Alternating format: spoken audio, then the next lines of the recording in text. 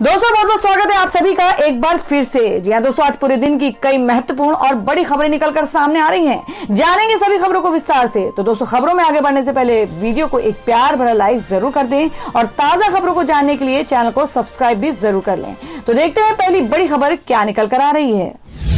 दोस्तों, आज की पहली बड़ी खबर निकल कर आ रही है। आपको बता दें कि मुख्यमंत्रियों के साथ बैठक में बोले पीएम नरेंद्र मोदी, 16 जनवरी से भारत में दुनिया का सबसे बड़ा टीकाकरण अभियान। जी हां, आपको बता दें कि प्रधानमंत्री नरेंद्र मोदी कोरोना वायरस टीकाकरण को लेकर सभी राज्यों के मुख्यमंत्रियों के साथ बैठक कर रहे हैं। पीएम मोदी और मुख्यमंत्रियों के बीच ये बैठक वीडियो कॉन्फ्रेंसिंग के जरिए हो रही है।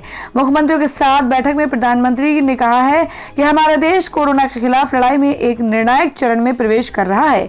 ये चरण वैक्सीनेशन का है। 16 जनवरी से हम दुनिया का सबसे बड़ा टीकाकरण अभियान शुरू कर रहे हैं। जी आपको बता दें कि प्रधानमंत्री ने कहा कि हमारी कोशिश सबसे पहले स्वास्थ्य कर्मियों तक कोरोना वैक्सीन पहुंचाने की है, जो देशवासियों के स्वास्थ्य सेवाओं में लगे हुए हैं। इसके साथ साथ जो दूसरे फ्रंट लाइन वर्कर्स हैं, उन्हें भी पहले चरण में टीका लगाया जाएगा। इनमें सैन्य बल, पुलिस और केंद्रीय बल, home guard, disaster management, volunteers, civil defence के जवान, कंटेनमेंट और सर्विलांस से जुड़े कर्मचारी शामिल हैं। पीएम ने कहा कि अलग अलग राज्यों के फ्रंटलाइन वर्कर्स और हेल्थ वर्कर्स की संख्या देखें तो यह करीब 3 करोड़ होती है।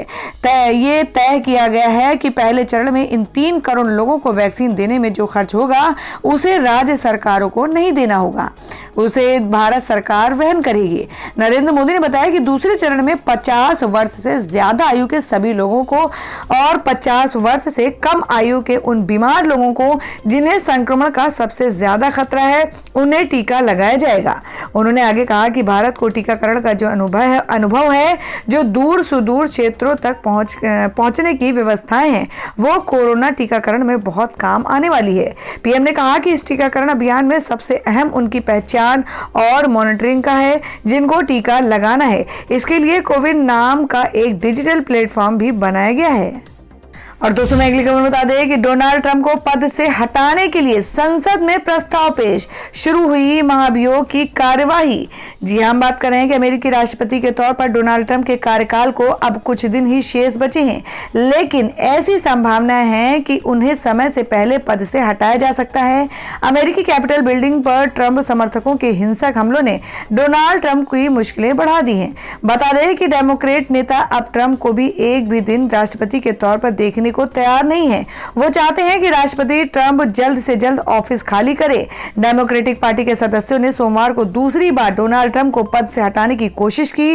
डेमोक्रेट्स की तरफ से सोमवार को औपचारिक तौर पर राष्ट्रपति डोनाल्ड ट्रंप के खिलाफ आर्टिकल ऑफ इम्पीचमेंट महाभियोग लाया गया है। डेमोक्रेट्स ने संविधान के 25वें संशोधन को लागू करने और अपने कर्तव्यों का निर्वहन करने के लिए आयोग होने के लिए व्हाइट हाउस से ट्रंप को हटाने के लिए उपराष्ट्रपति माइक पेंस के सामने प्रस्ताव पेश किया है।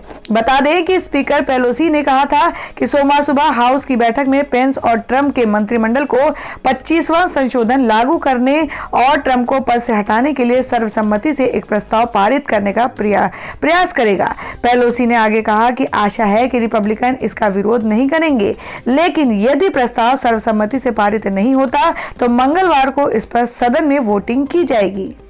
और वहीं अगली खबर बता दें कि सुप्रीम कोर्ट में सरकार का हलफनामा, कहा नए कृषि कानूनों को वापस लेना उचित नहीं, इन्हें देश भर से मिला है समर्थन।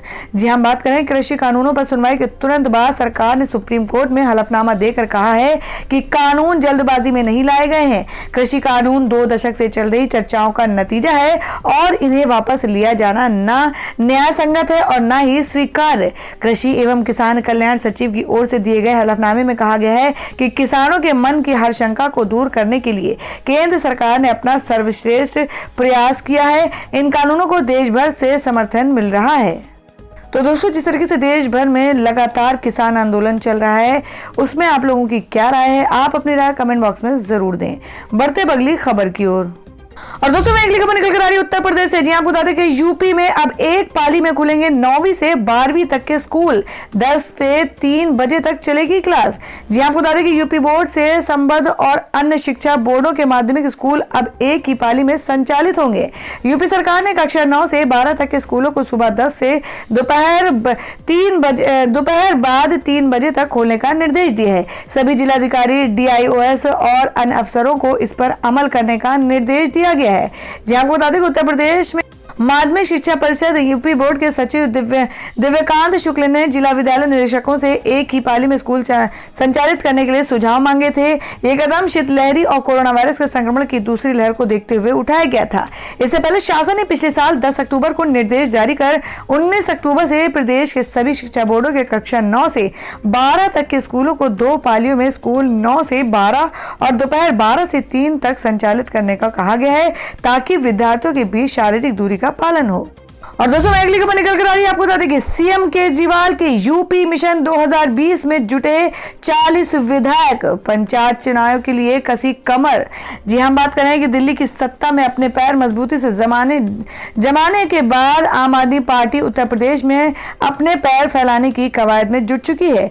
दिल्ली के मुख्यमंत्री अरविंद केजरीवाल की आप पार्टी ने उत्तर प्रदेश विधानसभा चुनाव को टारगेट करते हुए अपने 40 विधायकों की टीम अभी से यूपी के मैदान में उतार दी है। इतना ही नहीं, पार्टी होली के बाद यूपी में एक बड़ी रैली के साथ अरविंद केजरीवाल चुनावी बिगुल फूकेंगे। जी हां, आपको बता दें कि यह घोषणा लंबे समय से ठंडे बस्ते में पड़ी हुई थी। वहीं अब यूपी में 2022 में होने वाले चुनाव से पहले पार्टी ने इसको अमली जामा पहनाना शुरू कर दिया है।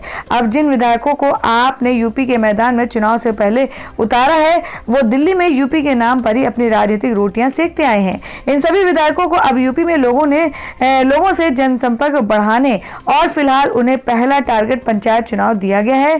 गौरतलब है कि यूपी में मार्च में पंचायत चुनाव होने वाले हैं, अभी उसी को फोकस किया जा रहा है। पार्टी पंचायत स्तर पर पार्टी के लिए ऐसे उम्मीदवार ढूंढने की कवायद कर रही है जो कि जिताऊ कैंडिडेट हैं।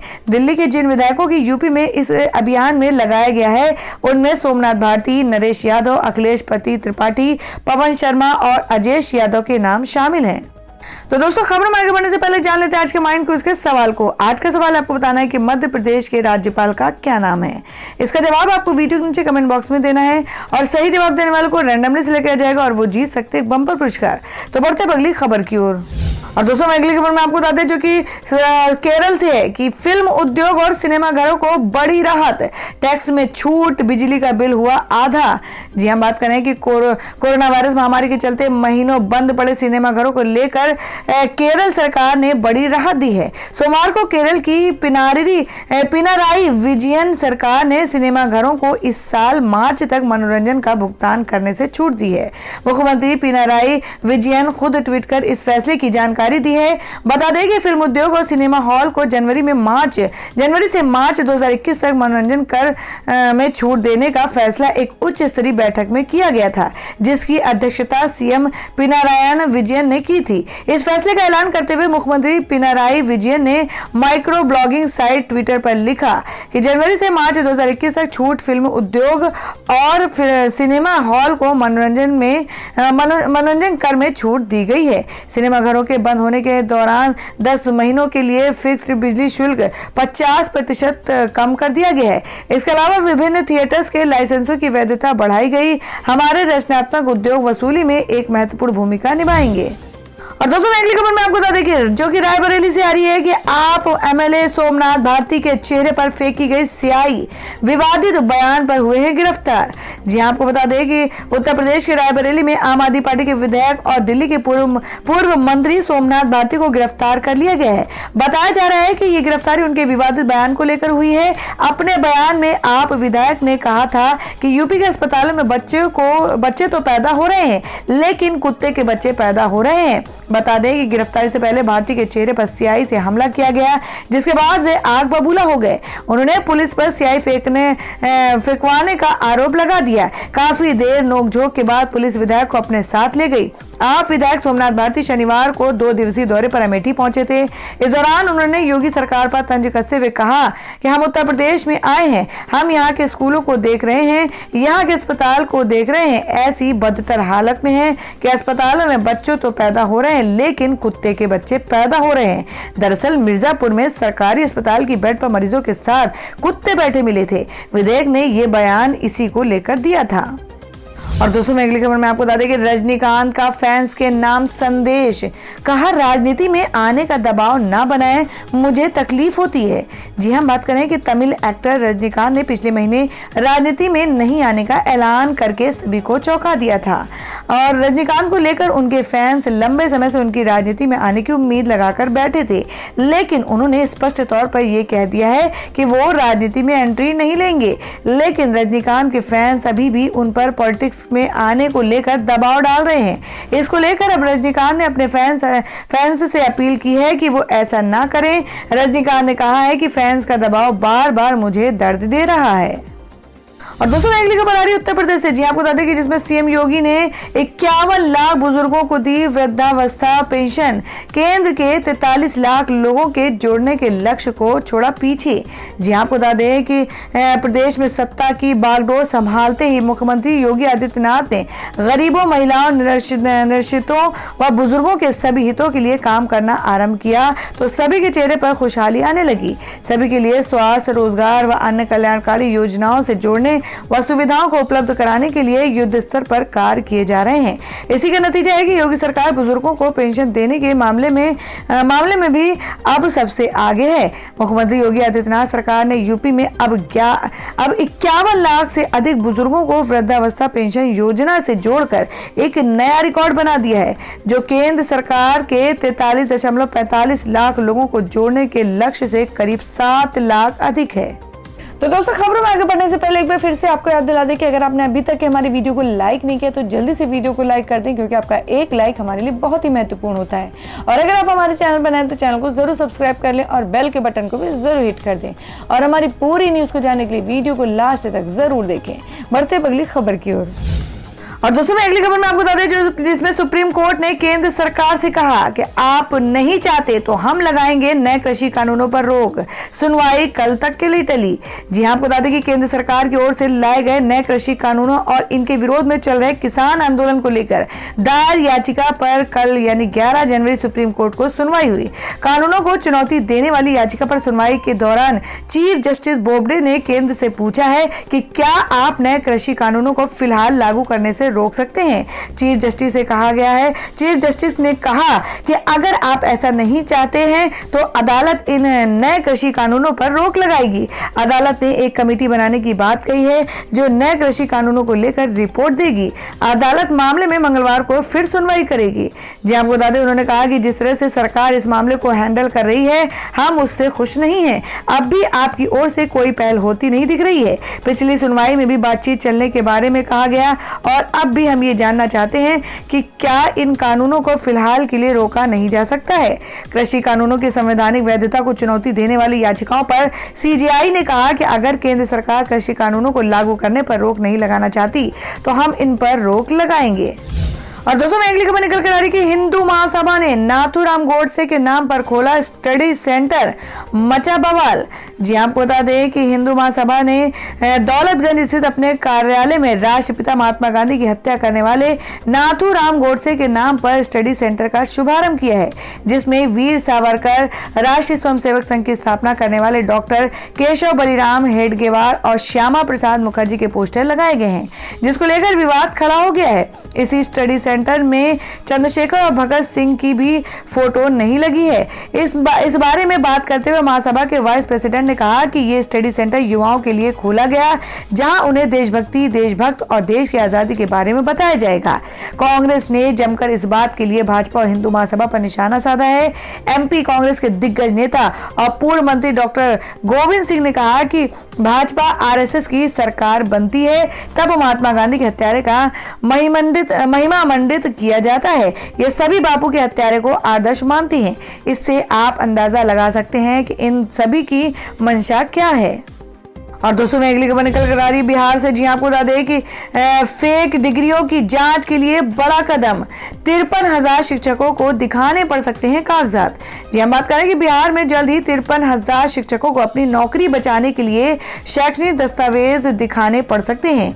राज्य सरकार इतनी बड़ी संख्या में स्कूटी टीचरों और अपने शिक्षा की डिग्री की प्रामाणिकता साबित करने के लिए कहेगी, क्योंकि सतर्कता जांच ब्यूरो यानी VIB को 53,000 शिक्षकों के नियोजन फोल्डर नहीं मिले हैं। शिक्षा विभाग और निगरानी ब्यूरो के अधिकारियों ने आला अधिकारियों की बैठक में ये फैसला लिया गया है।